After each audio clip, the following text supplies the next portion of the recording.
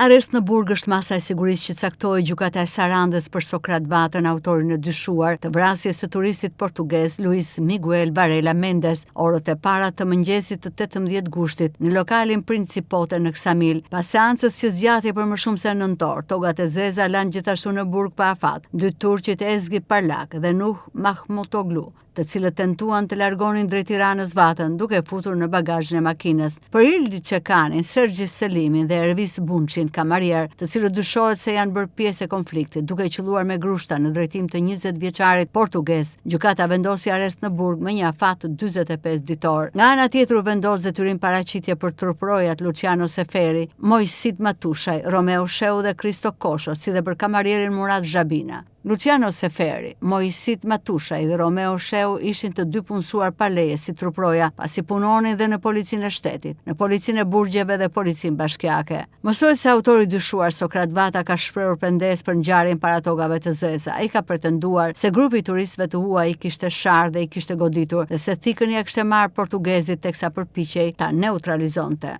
Në këtë moment dikush nga turistët e huaj më goditi me shkelm në nofull. Aty jam rrëzuar, ata kanë tentuar të më godasin sërish. Instinktivisht kam lëvizur dorën për të mbrojtur. Nuk e kujtoj si e kam goditur pasi isha nën shok. Nuk e dija nëse ndonjëri nga ata ishte plagosur, pasi ishin shumë, ka pretenduar Vata para gjykatës. Përgjatë të gjithë ditës jashtë të dyerve të gjykatës së Sarandës kanë pritur familjarët e të akuzuarve.